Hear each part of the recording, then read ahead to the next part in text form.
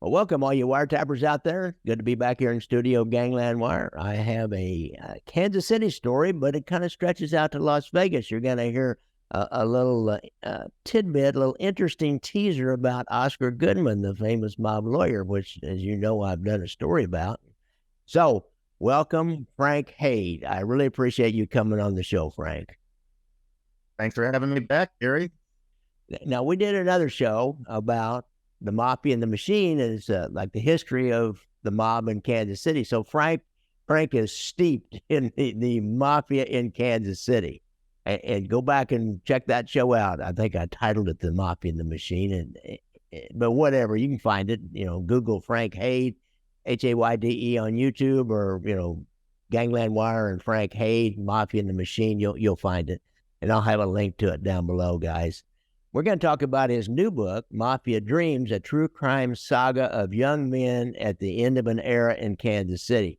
Now, Frank, you told me this is, I don't know, about these young guys that came along after we did the Strawman caper, and all the old guys. Nick Savella died, Corky Savella and Tuffy DeLuna and Tony Ripe Savella and Charlie Mortina. All of them went to jail for long periods of time, and these are the next generation of the mobs guys. So, Frank, start telling me, how did you get into this book? How'd you get into this? It's an interesting story with some twists. Right. Well, after I wrote The Mafia and the Machine, I worked with the DiCapo family, and we wrote The History of Italian Gardens Restaurant. It was this very iconic restaurant in Kansas City. It was downtown at 12th and Baltimore for 75 years, run by the same four families that were all interrelated by blood and marriage. It was a real icon of the city, very much a landmark restaurant. And you can kind of experience the history of Kansas City through the history of Italian gardens.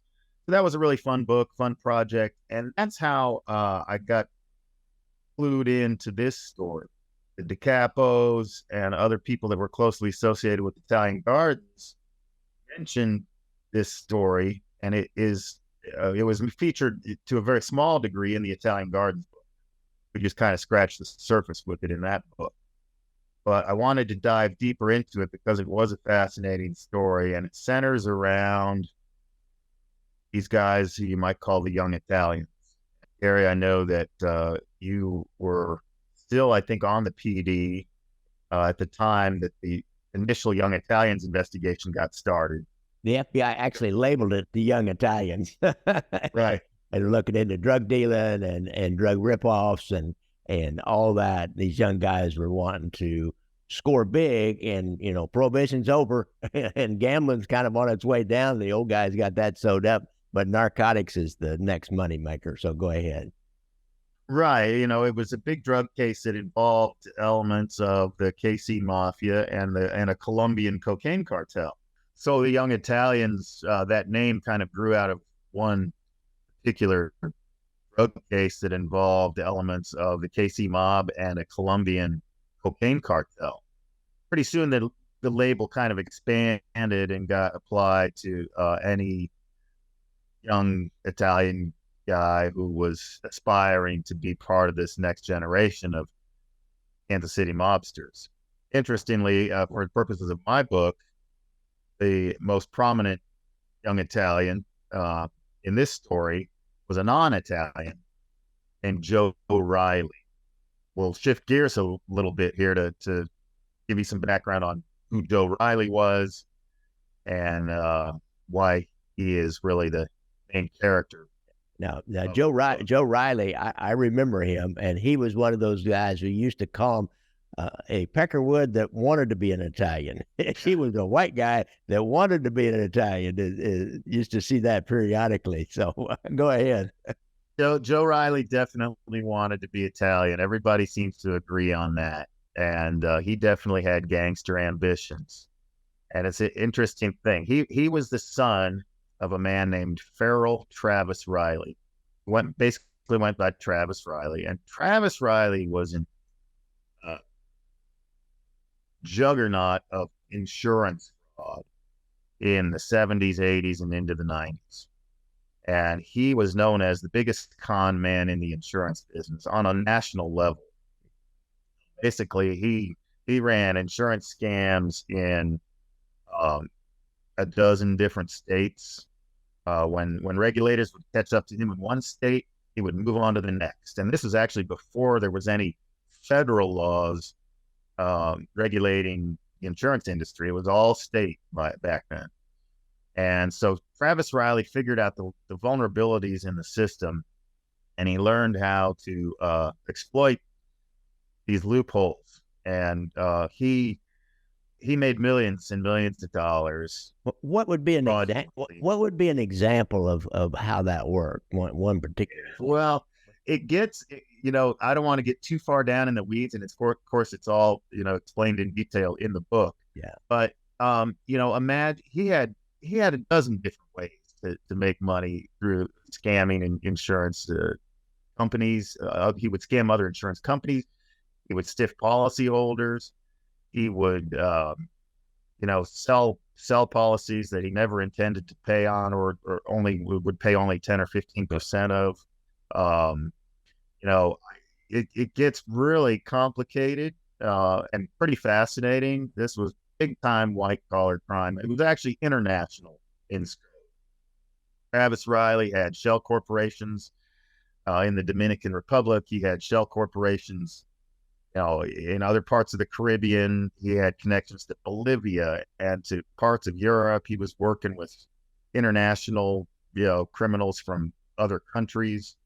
So this is the operation that the Travis Riley and his own family. He had a fairly large family. He had 5 kids, and they were all involved. Most of them were involved in this crime enterprise, this insurance fraud enterprise. And the Riley family was basically a crime family unto themselves. And they landed in Kansas City in 1991 after committing insurance fraud, big time insurance fraud in a whole bunch of other states. And at this point, they're pretty notorious, even on the national level. You had the FBI investigating them. You had congressional committees looking into Travis Riley and using Travis Riley as an example of why the insurance industry needed to be federally regulated, et cetera, et cetera. This Riley family, this crime family unto themselves, they show up in Kansas City in 1991. And at this time, as you know, Gary, this was after Strawman. So the big guys had gone to prison, and some of the old guys had died off. And it was a pivotal time for the mob in Kansas City. Things were not looking good. Things were on the wane. They were on the decline. But it was still happening. The Strawman investigation was a crippling blow to organized crime in Kansas City, but it did not eliminate the mob in Kansas City. So things were still happening. There was still action on the streets. And this is the city that young Joe Riley, the youngest member of the family, stepped into. And, he had seen the Scorsese films that were popular around this time, Casino and Goodfellas and that sort of thing. And he was really enamored with the mafia life. And so when he finally found himself in a mafia town, he started looking for ways to experience the action. And that's when he started going down to Italian Gardens, down in Baltimore, making friends down there. He really kind of made a splash down there, I guess you could say.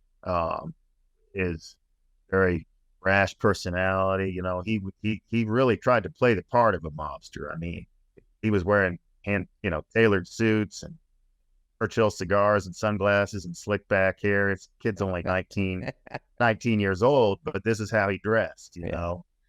First, people just kind of laughed at him, but and they figured out they kind of liked the guy, and he was fun to have around, and he was kind of the life of the party. And he was also very generous with his money. He was always spreading the money around. Because the Riley family was living in a big mansion west of Luce Park. They were hosting a lot of parties. Joe was the kind of guy that always picked up the tab. So he ingratiated himself with a lot of the young Italians, guys who were his own age, who had either already had connections to the crime family or who aspired to be part of that life. And now Joe Riley is tagging along with that. There's a little bit of background on Joe Wright. What else would you like, Gary? So now, though, the FBI, if I remember this story right, the FBI is looking at his dad. The white collar crime squad has been hip to his dad, and so they're looking at his dad. And the white collar crime squad, not the one squad or the organized crime squad, starts looking at his dad, and they open up an investigation, or they bring one in from another city. I'm not sure which, but they start looking at his dad, and I guess that how they got onto this kid and hanging out, or I don't really, I don't remember his name ever being mentioned, and we didn't really watch those young guys down at the Italian Gardens. That was not really exactly a mafia hangout like some of the a couple other joints were. So how did they get onto them? They start investigating his dad, if I remember right, and then noticed him and looked at him as a weak link. Is that if I remember Yes. right? Yeah, that's your memory is pretty good there. That's exactly what happened. The white collar crime squad in Kansas City investigated Travis Riley for about 6 years before they were finally able to indict him. And they put together a very strong case, a very sprawling, complex case. It's all very interesting. It's all documented in the book. And Travis Riley and his wife, Joe's stepmother, were convicted and sent to prison. But while they were awaiting, there was about an 11-month period between the time they were convicted and when they were sentenced. And during that time, they continued their insurance racket. And so the FBI opened up another investigation. And at that point, they decided that Joe Riley was kind of the gateway to try to determine what Riley family was still up to. Joe had to step up and take sort of a leadership position in the Riley crime family. And so the FBI started investigating him.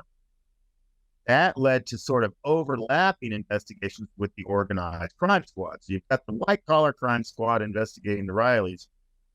You've got the organized crime squad, which at this time was led by Agent Doug Fensel, who a lot of people, a lot of wiretappers will recognize his name. He was heavily involved in the Donnie Brasco case in New York with, Sonny Black and Lefty Two Guns Ruggiero and those guys. So, after Doug Fensel's a good friend of yours, Gary, and I know he's been on the show before. He left New York and came to Kansas City and ran the organized crime squad in Kansas City. He was investigating the young Italians, including Michael Albanese and Nick Lanfranca. And these are other key names of guys that became close to Joe Riley and got wrapped up in this whole story, names that are prominently featured in this book. So you had kind of you had big time white collar crime sort of colliding with the gritty underworld of a mafia town. That is really the theme of the book here. And then the whole thing kind of interesting turn when Joe Riley got involved with someone who I know you're very familiar with. That would be Jimmy Duarte. The way that played out was at Italian Gardens. Jimmy Duarte was a regular at Italian Gardens, and Joe Riley eventually was spending so much time there that he met Jimmy Duarte, and Joe Riley ended up actually working at Italian Gardens. John David DiCapo got him a job there, and so he got even closer to Jimmy Duarte at that time. And pretty soon, they were sitting down at the Sabenedica table, which was kind of this well-known table where the regulars sat at Italian Gardens, and they developed a relationship. Let me say one thing about Jimmy Duarte, guys. I've got an old show on Jimmy Duarte. Jimmy Duarte was my first target, and Jimmy Duarte was a old school mobster out of the 30s and 40s.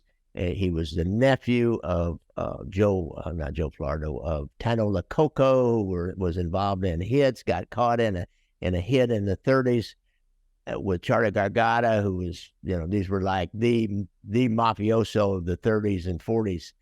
And so Jimmy Duarte, he is the kind of guy that also was a fixer and a connector and would, like find somebody like Joe Riley and say, well, what can I use this guy for? Can I get anything out of this guy? So that was Jimmy Duarte, old school mobster that used to go there a lot because he was related somehow to some of the Bondins or something. I got a whole story about him selling them some ribs that fell off a truck down at the the Italian Guards. But yeah, go ahead. I just wanted to let everybody know. Well, if you don't mind, I interviewed you, Gary, for this book, and I thought you had a great quote on Jimmy Duarte. So I'll just read it straight out of the book if you don't mind. Sure. Just a couple of short paragraphs here. Retired KCPD Detective Gary Jenkins investigated Duarte for crimes including extortion, bribery, conspiracy to commit arsons and bombings, attempted murder, and even small-time stuff like delivering slabs of frozen ribs to area restaurants in an unrefrigerated truck. Jimmy Duarte was one of the last real gangsters by the 1990s, said Jenkins. He was a big man, about 6'2" and 250 pounds. He was big in personality as well. And when he came into a joint or a restaurant, everybody knew he was there. He had a license to operate in any manner he chose in the south part of Kansas City. He owned a bar called the Old Fortress, where BB's Lawnside Barbecue is today, and he controlled a crew of professional criminals. He had the perfect personality to run a bar where professional criminals, cops, other blue-collar workers gathered to drink and play pool. Southside burglars, boosters, and bar owners, Jimmy Duarte was the Mafia. So that's direct from our host. Oh, good. That's a good quote. That's a good quote, right? Yeah, it was. Yeah, there's a lot of other. There's some other very interesting information about Jimmy Duarte in this book. Some of which I think is going to be new to even you, Gary. Oh, really? Oh, well, I really anxious. Especially with his relationship with Joe Riley, which was not well known. Yeah, see, I didn't know it at all. I was like the Duarte expert, and I didn't know it at all. So let's. Yeah.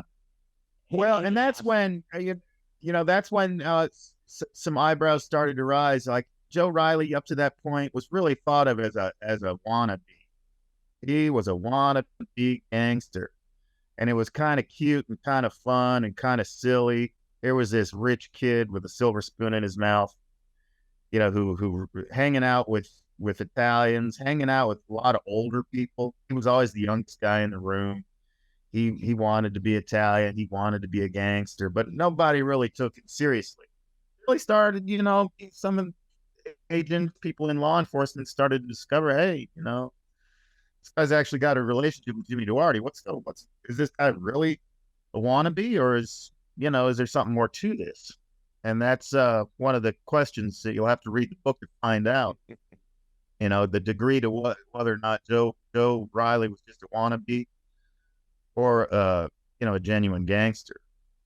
As the events would play out, we'll find out in the book that Joe it turns out he was not afraid to pull the trigger. This story really culminates in a reverse drug sting set up by the FBI that involved Joe Riley, Michael Albanese, and Nick Lanfranca. And in that reverse drug sting, Joe Riley did pull a trigger, and he did shoot somebody. He shot to kill, and he himself then ended up shot by the FBI. And then this story gets even more interesting from there, really. Michael Albanese was charged with the murder of Joe Riley, even though he was sitting out in the car at the time that the shooting took place inside a motel room. You might say, well, wait a minute.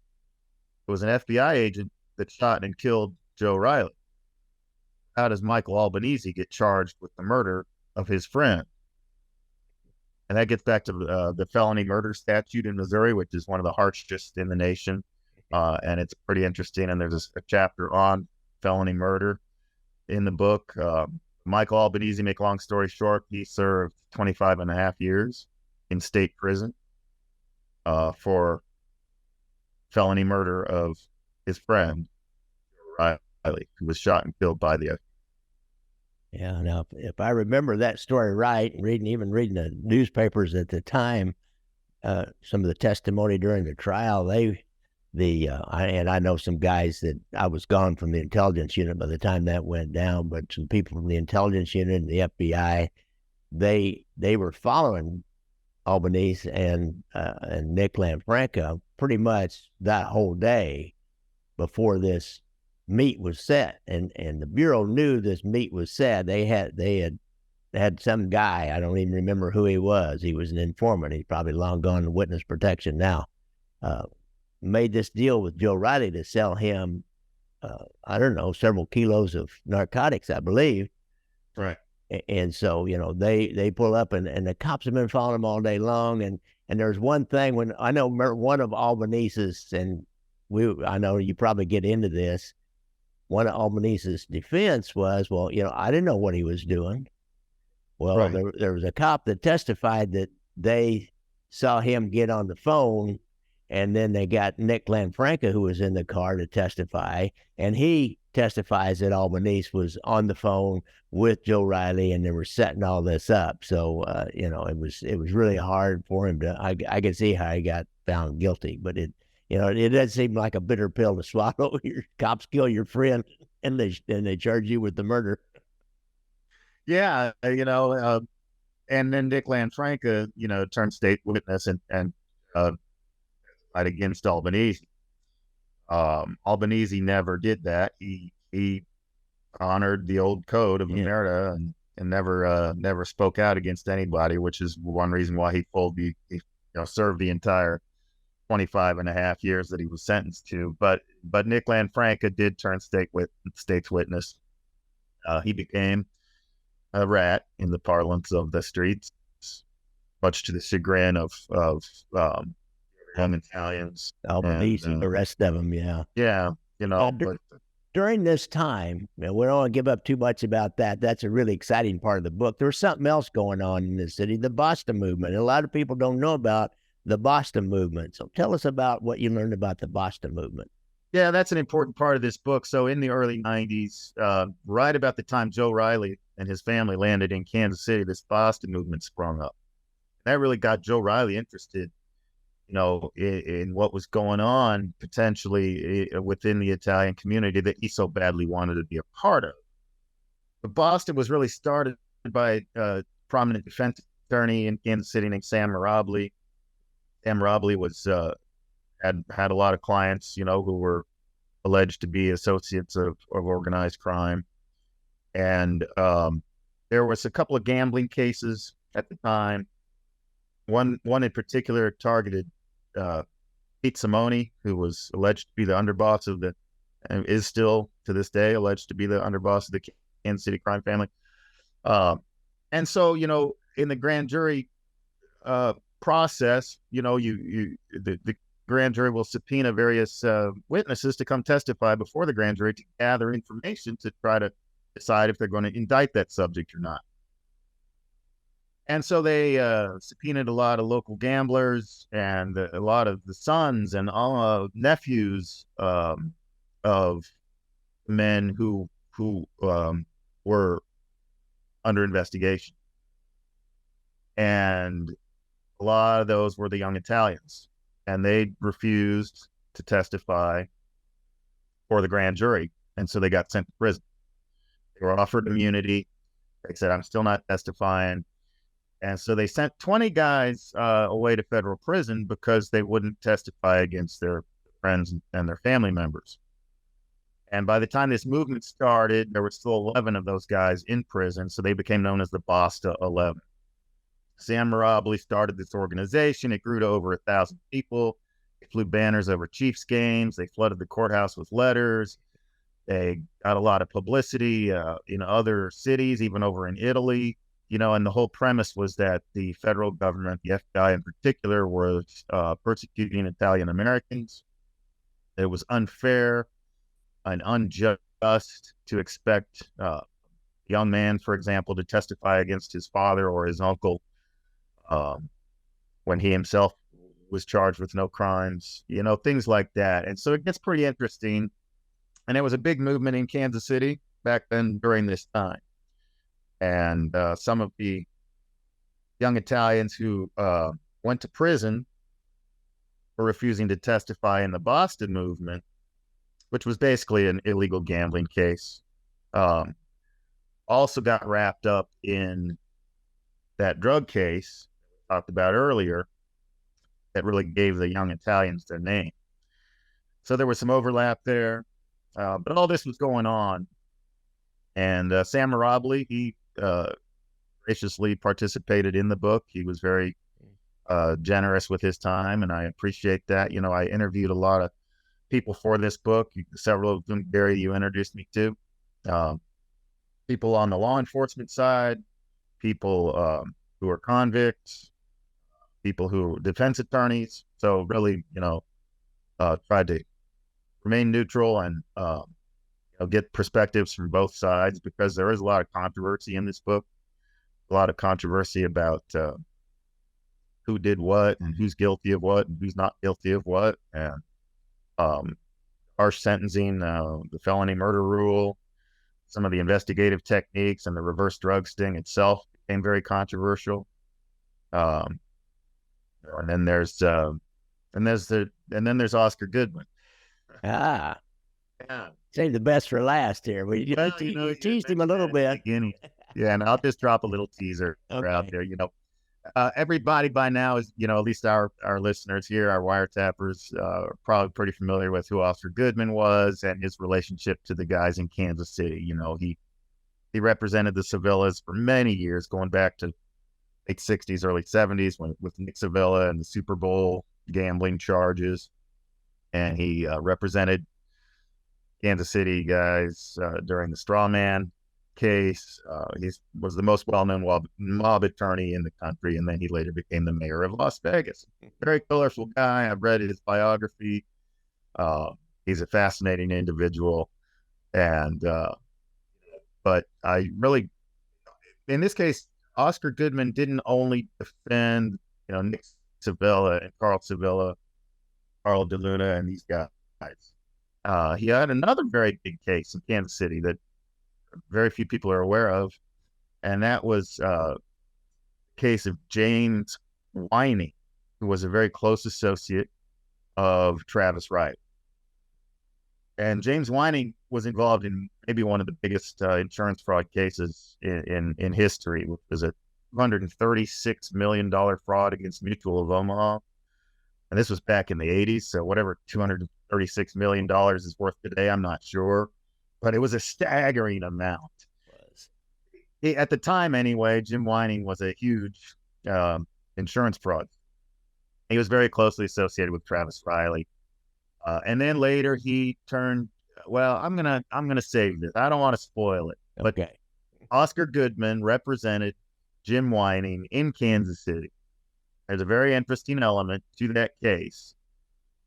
I think some people will be very surprised to hear. And Oscar Goodman. All right, cool. Well, Frank Hayde, the Mafia Dreams, guys. I'll have links to it down below, and it's a fascinating story. I know a lot more little side stories. One of those side stories is my friend Steve St. John was up at Leavenworth, and Travis Riley was up there, and he told me this story that he happened to walk into some place, and there's this guy crying, and Steve's kind of guy that he wants to help. So he walked into the cell with the guy, and he said, "You all right, man?" He said, "What's wrong?" He said, "I just found out my son was killed." And when he found out later, what the whole deal was, that was Travis Riley. So, it's just a lot of Kansas City connections, but then a lot of connections outside of Kansas City too. And with the mob, it's just an amazing story. Yeah, there's some really interesting information here about Claire McCaskill, who had prosecuted Mike Albanese in a case prior to the one that's mainly featured.